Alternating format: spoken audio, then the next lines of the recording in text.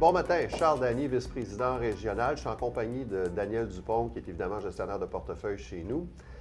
On est tout proche de fermer les livres pour 2025, une année un peu drôle, qu'on pourrait dire. Plus de peur que de mal, je pense, Daniel.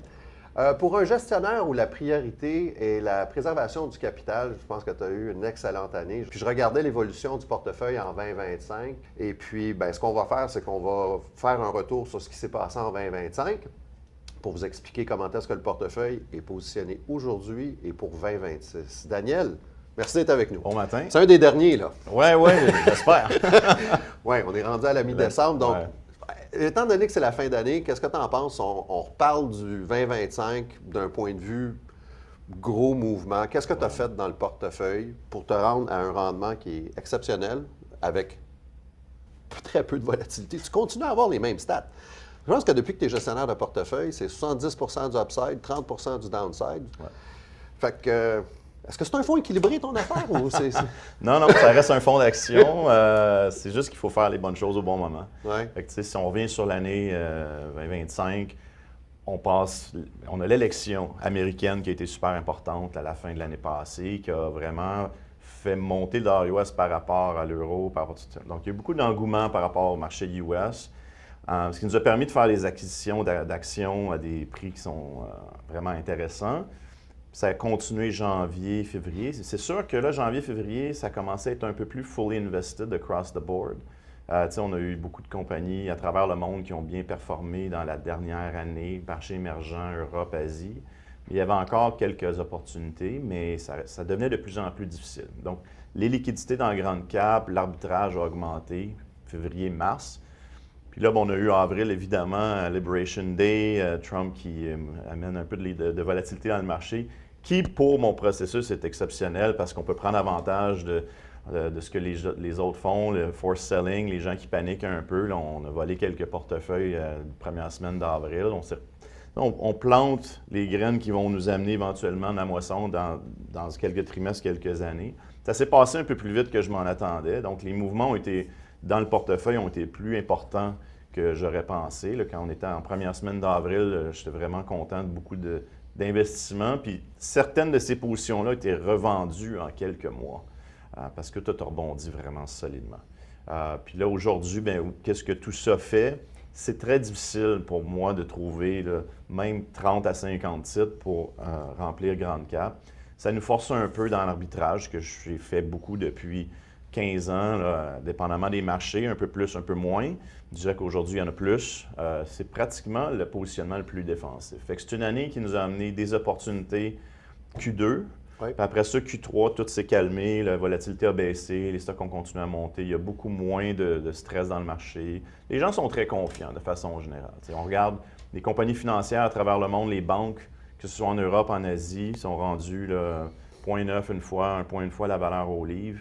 Si on regarde il y a 10 ans, que ce soit en Chine, que ce soit en Europe, marché émergent, on est entre 0,3 et 0,6 fois la valeur au livre. Fait que quand les entités les plus leveragées dans le marché font bien sur une période de 12 mois, aussi bien que ça nous démontre que les investisseurs sont très confiants par rapport au futur. Donc ça, c'est peut-être le temps pour nous de pencher de l'autre côté. Puis honnêtement, bottom-up, quand je fais l'analyse, c'est vraiment là où il y a des opportunités. C'est plus staples, c'est plus santé.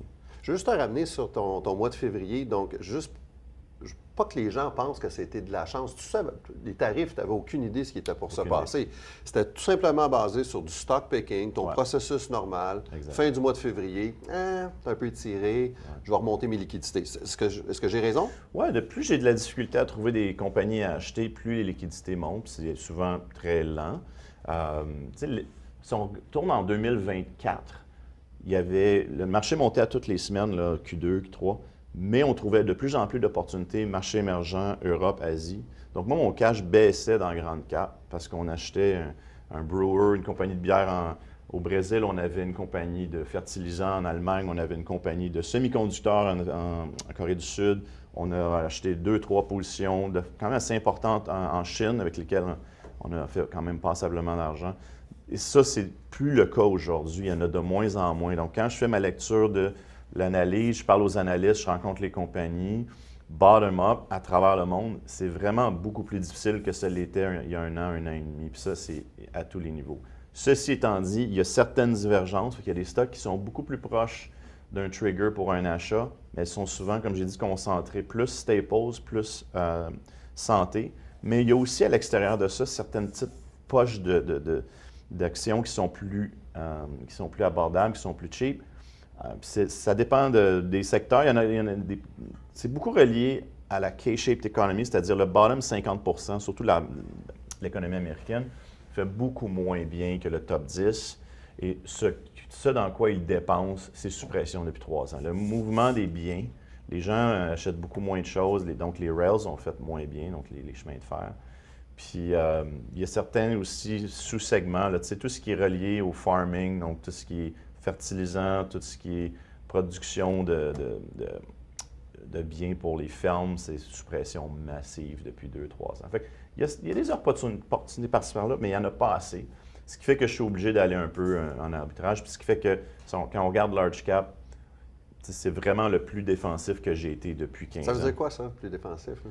Bien, si on additionne cash avec un petit peu d'obligation, mais surtout arbitrage, donc tout ça, moi, je considère ça moins risqué. Oui. On est à 27 aujourd'hui dans la grande cap.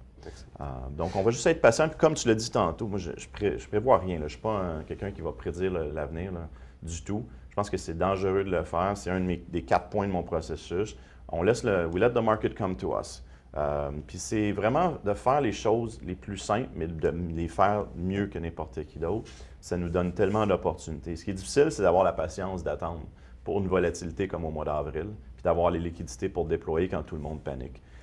Puis ça, je pense que j'ai prouvé que j'ai vraiment la personnalité pour faire ça de façon assez facile depuis 15 ans. Moi, c'est très naturel pour moi de faire ça. J'adore les marchés volatiles. Ça nous permet, comme j'ai dit, de déployer le capital. Juste à ramener sur les deals d'arbitrage, combien t'en as en portefeuille? Une trentaine. Mais en préparation à la rencontre, je pense que tu m'as lancé des chiffres que ça variait entre du 5,5-6 à du 7,5-8. Est-ce que tu allais chercher? En retour annualisé, oui. C'est pratiquement... C'est pas banal, ça? C'est entre 6 et 8, oui. L'arbitrage, c'est tout simplement quand une compagnie est en train de se faire acheter. Donc, le prix de l'action est proche du prix qui a été offert, mais il y a certaines petites choses qui doivent se passer. Ouais. On doit garantir le financement que l'acheteur va donner. On doit garantir les approbations réglementaires. Il y a peut-être un vote des actionnaires qui doit passer. Donc, tout ça fait qu'il y a une petite différence entre le prix qui est offert puis le prix auquel l'action transige. Puis on peut faire cette différence-là entre aujourd'hui puis le jour où la transaction close. Donc, souvent, c'est un 3-4 mois qui reste. Puis annualisé, on peut faire 6 à 8. Est-ce que c'est plus qu'il n'y a pas longtemps? C'est plus parce que les taux n'étaient augmentés. Parce que ce genre de transaction-là, c'est sûr que quand vous décidez, est-ce que je fais de l'arbitrage, l'alternative, c'est d'acheter des T-bills ou des obligations gouvernementales. C'est quasiment le double. Donc, il y a toujours un spread de 3-4 Donc, quand les taux étaient à 0, tu peux faire du 4 moins intéressant. Mais là, les taux sont à 3-4, on peut faire du 7-8. Donc là, ça devient beaucoup plus intéressant. En effet, on est beaucoup plus proche d'un retour d'action, puis ça nous permet de faire un bon retour en attendant les opportunités. Puis quand ils arrivent, comme au mois d'avril, vous vendez une action qui est impliquée dans une situation d'arbitrage down 1 puis vous utilisez le cash, puis vous achetez une compagnie qui est down 30. C'est un no-brainer.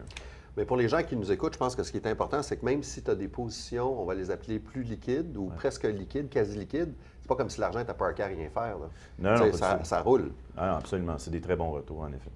Toi, est-ce qu'on a un département d'arbitrage chez nous? Ou c'est toi le département d'arbitrage? Non, c'est pas mal moi, le département d'arbitrage, mais soyons honnêtes, on avait 0 en arbitrage le 7 avril, on était pleinement investi, donc on bouge beaucoup, on s'entend. Parce que ça prend beaucoup d'expertise. Tu sais, ça prend des équipes d'avocats, ça prend une équipe complète à Washington pour savoir est-ce que l'approbation réglementaire va se passer, une autre équipe d'avocats à Ottawa, une équipe d'avocats en Angleterre, quelque part à la Commission européenne, ça prend une équipe en Chine, parce que c'est toutes des géographies où est-ce que souvent une transaction va devoir être approuvée parce qu'il y a un certain pourcentage des ventes de la compagnie qui se fait acheter qui sont dans ces géographies-là. Fait que là, j'ai fait plus de 500 transactions dans les 15 dernières années. Puis on a bougé beaucoup, puis je pense que les retours ont été intéressants. Mais ce n'est pas la raison pour laquelle je suis allé en investissement. J'aimerais ça que ça soit à 0, qu'on soit pleinement investi, qu'on ait une situation comme au mois d'avril où on était pleinement investi. Il y avait assez d'opportunités qui étaient assez cheap pour que... Mais c'est beaucoup de travail. Ça fait juste démontrer que chaque point de base est important pour toi parce que quelqu'un qui ne voudrait pas faire le travail dirait, OK, je vais laisser ça dans... tu as un petit sourire de Je le dis au moins une fois par mois aux traders chez nous. Every basis point counts. On est vraiment agressif sur tout ce qu'on fait. Il y a beaucoup de choses qu'on fait qui ajoutent des points de base à chaque mois, à chaque trimestre. Premièrement, on n'appelle pas, on laisse les gens nous appeler avec des blocs à vendre souvent ou vice-versa, des blocs à nous acheter. Donc, le coût de transaction du fonds Grande Cap est très, très bas. C'est moins de la moitié du fonds qui coûte le plus cher chez nous. C'est sûr que des fonds qui sont plus momentum, ça coûte cher à trader, puis c'est correct. Momentum, ça fonctionne, c'est une stratégie qui est prouvée. Par contre, moi, c'est évidemment exactement l'inverse. Donc, on en prend avantage. Puis comme des situations comme au mois d'avril, on en prend beaucoup avantage. Il y a beaucoup de blocs, même, on le sent que c'est des force sellers, ils sont prêts à prendre n'importe quel prix. On coupe la commission. Donc, on est très agressif à tous les niveaux pour minimiser le coût de transaction qui, à la fin de l'année, rajoute beaucoup de performance. En préparation à notre show télévisé, tu as donné une couple de, je vais utiliser le terme one-liner que j'aime bien. Je vais juste les répéter, puis tu pourras me les dire. Je ne sais pas ce que je m'en vais, mais c'est assez... Aucune idée. C'est plus de la philosophie. Mais j'ai fait des petites traductions. Okay? La stabilité engendre l'instabilité. Absolument. Ça, je trouve ça le fun comme tournure de phrase. C'est formidable. C'est une simplification qui a été faite par Hyman Minsky, qui est un économiste il y a plusieurs décennies, mais qui a bien expliqué comment, quel que soit le système réglementaire, puis quels que soient les gens impliqués dans un marché, éventuellement, les gens vont prendre trop de risques en utilisant du levier. Puis c'est ce qui va éventuellement causer une craque dans le marché. Donc, la stabilité va être poussée à l'extrême. On essaie de réglementer ça de tous les côtés. Éventuellement, les gens vont prendre du risque. C'est un exemple de ça présentement que je ne sais pas si ça va amener des grosses craques dans le marché, mais on sait très pertinemment que le marché du private equity, donc l'équité privée, les grosses firmes, pour prêter de l'argent à ces firmes-là, c'est beaucoup moins contraignant pour les banques au niveau du capital que de prêter à des petites et moyennes entreprises. Donc, ce qui se passe, évidemment, c'est que les règles ne sont pas les mêmes. C'est vraiment surprenant, mais les règles ne sont pas du tout les mêmes. Donc, il y a de l'arbitrage réglementaire qui est fait. On se rappelle en 2007, AIG, qui était une firme d'assurance, qui n'était pas réglementée comme une banque, qui utilisait son bilan pour assurer des hypothèques, puis c'est une des raisons pourquoi le marché a explosé. Ça, c'est un arbitrage réglementaire. Aujourd'hui, il y a un arbitrage réglementaire qui est fait dans le private equity. Est-ce que ça va créer des problèmes? Je ne sais pas, mais on s'entend que c'est beaucoup plus probant dans ces circonstances-là, où est-ce que le lending est fait un petit peu plus librement, disons, avec moins de contraintes. Puis, ce n'est pas, selon moi, surprenant que les deux premières fraudes qu'on a vues dans ce cycle-ci, qui, dernièrement, dans les derniers mois, étaient à l'intérieur du marché des banques, donc un marché réglementé. Donc, je pense que c'est plus contraint, donc ils apparaissent plus vite. Il pourrait y avoir des problèmes. Puis, il y en a, c'est impossible de savoir où les problèmes vont arriver, mais on s'entend que ça fait 15 ans qu'il n'y a pas eu de problème de crédit. La COVID, ça a duré une semaine. Les gouvernements et les banques centrales sont rentrés, puis on n'a pas eu de problème. Donc, c'est un travail qu'on fait à l'interne. On parle aux analystes, on explique ce qui s'est passé il y a 15 ans, on explique les problèmes qui pourraient se reproduire, puis à quel point c'est difficile de prévoir exactement où les problèmes ont commencé à arriver. Ouais.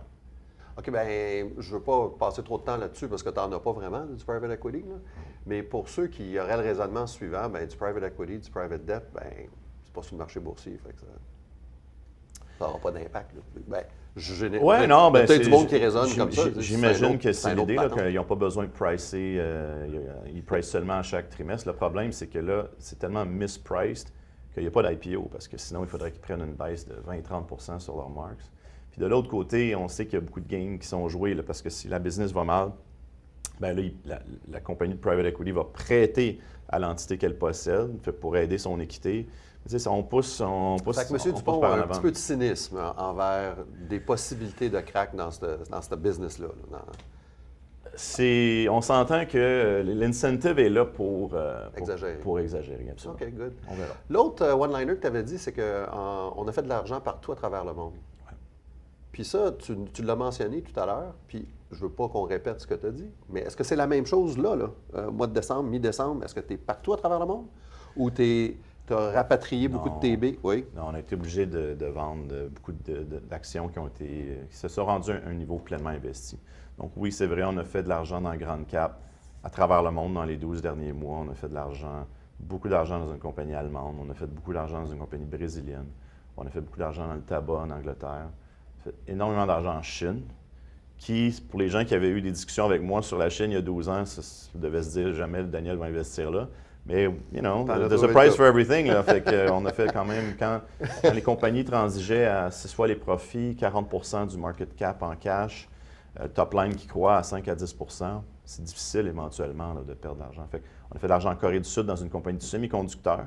On a fait de l'argent au Japon. Même toi, tu as acheté du semi-conducteur. J'aime ça surprendre les gens. OK, Qu'est-ce que d'accord. tu veux? S'il y a de l'argent à faire avec pas beaucoup de downside, on va être là.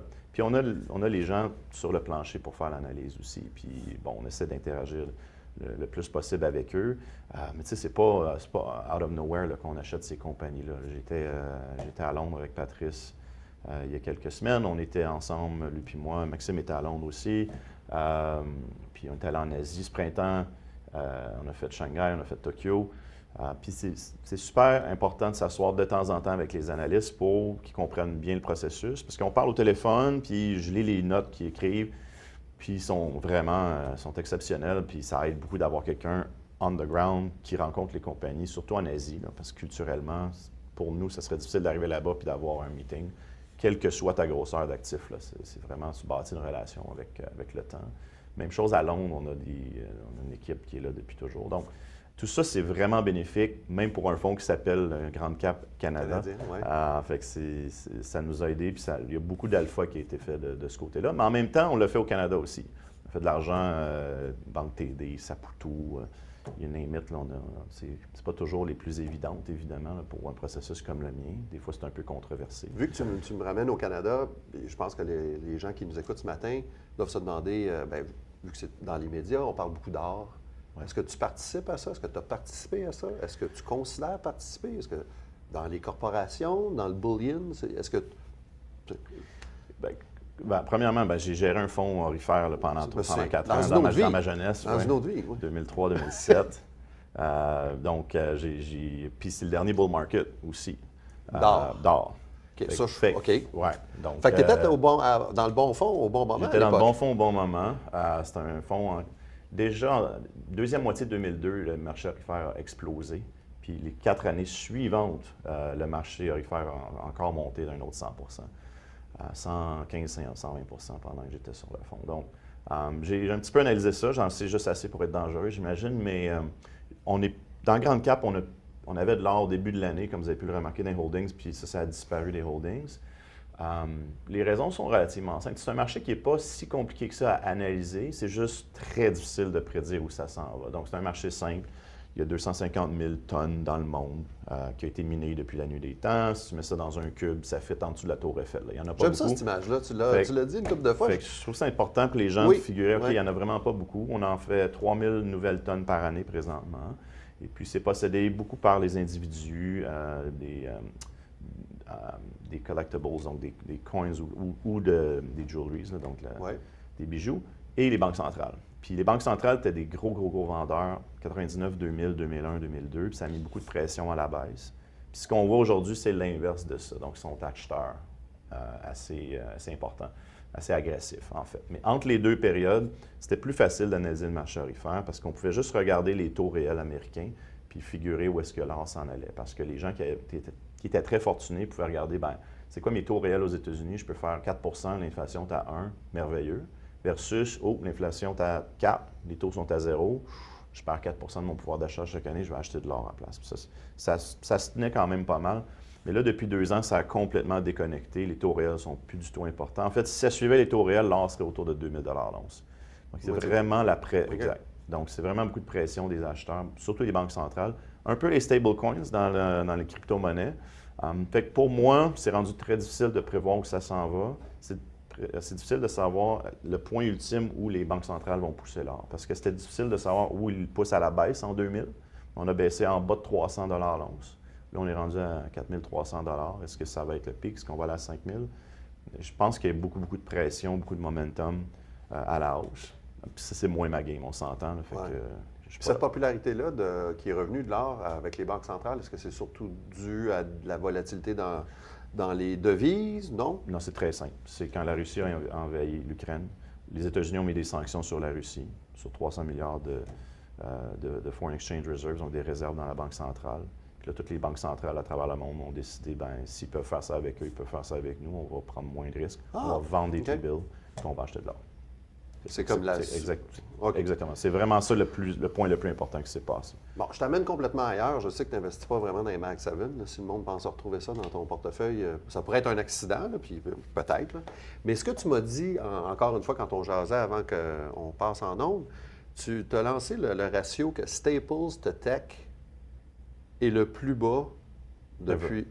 Ever. Donc, ça a dépassé le bas de l'an 2000. Toi, ce que ça te dit, est-ce qu'il y en a un qui est trop haut, puis l'autre est trop bas, ou c'est juste que... Bien, c'est ce que je peux remarquer bottom-up. Quand on regarde, pas juste top-down, c'est un graphique qui est super intéressant, mais en soi, ça ne veut pas dire que ça va virer de bord. On s'entend que ça se peut que le monde a changé, mais quand on regarde bottom-up, l'évaluation du Mag 7, par exemple, au complet, les 7 ensemble, le free cash flow yield, présentement, ex-stock options, ce qui est important de faire, c'est à peu près 1,3 de free cash flow yield. Historiquement, où est-ce que ça peut être intéressant de les acheter? Selon moi, au moins 3,5, peut-être 4 Fait qu'il faudrait qu'en moyenne, ils baissent de 65-70 pour que le basket devienne somewhat interesting pour moi. J'ai déjà eu du Microsoft en 2011-2012, à 10 fois les profits, un free cash flow yield de 10 C'était une autre époque. Donc aujourd'hui, ce côté-là est plus difficile pour moi. Puis de l'autre côté, les staples, bien, il y a eu beaucoup de pression à la baisse. Les multiples sont... Oui, les marges ont baissé un peu, puis on est dans un environnement qui est plus difficile pour plusieurs d'entre elles. Mais il reste que fondamentalement, elles sont vraiment cheap. Et je pense que c'est un peu moins la place à être pour les 5 prochaines. Peut-être plus les spiritueux, l'alcool en général et les staples au complet. Un peu aussi healthcare. La santé, c'est quand même aussi, ça fait partie des compagnies qui sont sous pression. Les utilities, un peu moins. Est-ce que tu patauges là-dedans souvent, toi, dans le healthcare? Pas souvent, mais ça va probablement augmenter si j'avais à gager. Il y a de plus en plus de compagnies qui sont proches d'un prix d'achat. Tout simplement parce que, tu sais, il y a de shiny objects, là. Tout le monde veut être dans les high, tout le monde veut être dans le grand cap, dans la croissance. C'est là que toute l'attention est présentement. Ce qui fait que dans le bas de la fourchette, les stocks plus cheap sont oubliés. Puis nous, c'est là où on fait beaucoup plus de travail présentement. Fait que le temps file, je veux m'assurer que tu me donnes... je veux pas que tu me donnes un outlook pour 2026, là, mais si je résume, tu as un bon 25, tu as bougé beaucoup de capital. Tu as dit juste avec tes in and out, là, avec tes deals d'arbitrage, tu as fait des transactions avec des stocks. Présentement, là, avant qu'on aille dans le congé, vous n'avez jamais de congé, vous autres, parce que les marchés sont tout le temps ouverts, c'est vrai. Mais ceci dit, tu ris, mais c'est ça, hein, vous n'êtes jamais en congé. Bon, on a du plaisir à faire ce qu'on fait. C'est une bonne excuse. Ah, il faut que je travaille. Oui, c'est ça. Mais là, tu regardes ton portefeuille, tu es comme positionné pour... Comme tu le dis si bien, tu veux que le marché vienne à toi pour 2026. Exact. Puis tu risques d'être patient. Fait que les gens qui cherchent des alternatives, ils ont fait du bon rendement, puis là, ils se disent peut-être que je devrais mettre quelque chose de plus conservateur, une autre approche. Daniel l'a toujours été, mais là, présentement, tu l'as encore plus. Est-ce que je le suis encore plus, mais ça peut changer tellement rapidement. On l'a vu au mois d'avril. Fait que moi, ce que j'essaie de faire pour les gens, c'est vraiment leur donner une nuit de sommeil exceptionnelle, puis qu'ils puissent partir pendant les fêtes, puis pas se demander est-ce que Trump va faire quelque chose de fou avec les tarifs, est-ce que quelque chose va se passer au niveau géopolitique, puis que les gens, ils savent, à regarder ce que j'ai fait dans les dernières années, durant la COVID, avril cette année, que dans le fond, c'est très bénéfique pour nous, cette volatilité-là. Quand quelque chose comme ça arrive, dans le fond, au lieu d'être stressé puis vous demander où s'en vont vos portefeuilles, vous pouvez sourire puis penser que j'ai the time of my life. Je trouve ça absolument exceptionnel. Puis on a beaucoup d'appels qui rentrent de gens qui sont forcés de vendre. Puis on dit non plus souvent qu'on dit oui, mais je dirais que le 4 avril, on a dit oui plus souvent qu'on dit non. Good stuff. Fait que oui, on laisse le marché venir à nous, puis c'est ce qui va se passer pour la prochaine année. On n'a pas besoin que le marché baisse, on a juste besoin que certains secteurs bougent. Comme je l'ai dit, les marchés émergents, Europe, Asie, il y avait des opportunités l'été passé, été 2024. Fait que c'est pas nécessairement une correction massive qu'on a besoin, c'est juste de la volatilité, soit dans des sous-segments du marché ou dans le marché au complet. Est-ce que tu planifies faire tes valises pour te promener en 26 avec Patrick et tes collègues? Absolument, je vais me promener beaucoup. C'est sûr que je retourne à Paris, c'est une exceptionnelle conférence début juin. Probablement faire un tour avec notre équipe asiatique au mois de mai. On a comme une rencontre, une semaine de rencontres internes combinée avec une grosse conférence en Asie. Donc probablement à Singapour. J'aimerais ça retourner à Tokyo. Londres, 2-3 fois par année, rencontrer l'équipe, aller à une conférence, puis parler avec... j'ai un gestionnaire basé à Londres qui, moi, j'appelle mon jumeau russe, qui pratiquement gère comme moi là, d'un fonds long-short. On a beaucoup des mêmes positions. Fait que c'est vraiment plaisant de m'asseoir avec lui pendant plusieurs heures de discuter Est-ce que vous vous d'action. convainquez ou vous vous challengez? On n'a pas besoin de se convaincre qu'on pense exactement pareil. C'est juste plaisant de s'asseoir. On n'aurait même pas besoin de le faire, je pense, parce qu'on fait de la télépathie pour de ce qu'on aime, de ce qu'on n'aime pas. OK. Bien, Daniel, merci beaucoup pour ton 2025. Merci d'avoir été aussi présent aussi dans le marché parce que tu as fait une multitude d'événements avec des super rendements. Tu as été sur tous les podiums. Tu as fait du live, du webcast, et puis tu nous donnes tout le temps un bon coup de main pour nous expliquer où est-ce que tu en es dans ton portefeuille. Fait que ce que je vais vous laisser avec, c'est si vous cherchez un... Écoutez, je pense que d'un point de vue risque-rendement, je n'ai pas fait l'exercice, mais je pense que je serais pas mal proche de la vérité. Risque-rendement, probablement un des meilleurs portefeuilles qui est disponible pour les Canadiens. Merci d'avoir écouté cette balado-diffusion Dialogue Fidélité. Si ce n'est pas déjà fait, abonnez-vous à Dialogue Fidélité sur la plateforme de balado-diffusion de votre choix. Et si vous aimez ce que vous entendez, laissez un commentaire ou une note de 5 étoiles. Pour plus de renseignements sur les webmissions en direct à venir, veuillez consulter fidélité.ca. N'oubliez pas de suivre Fidélité Canada sur LinkedIn, YouTube et Instagram et de vous abonner au Dialogue Fidélité sur votre plateforme de balado-diffusion préférée. Nous conclurons la balado-diffusion d'aujourd'hui par une note légale. Les opinions exprimées dans cette balado-diffusion sont celles des participants. Elles ne reflètent pas nécessairement le point de vue de Fidélité Investissement Canada, SRI, ou de ses sociétés affiliées. Cette balado-diffusion est fournie à titre d'information seulement et ne doit pas être interprétée comme des conseils en placement ou des conseils d'ordre juridique ou fiscal. Elle ne constitue pas une offre d'achat ou de vente et Fidélité n'appuie, ne recommande ou ne parraine aucun des titres ou des entités mentionnées. Veuillez lire le prospectus d'un fonds avant d'investir. Les fonds ne sont pas garantis. Leur valeur est appelée à fluctuer fréquemment et le rendement passé pourrait ou non être reproduit. Les placements dans les fonds sont assortis de frais, de dépenses et de commissions. Merci d'avoir regardé et à la prochaine!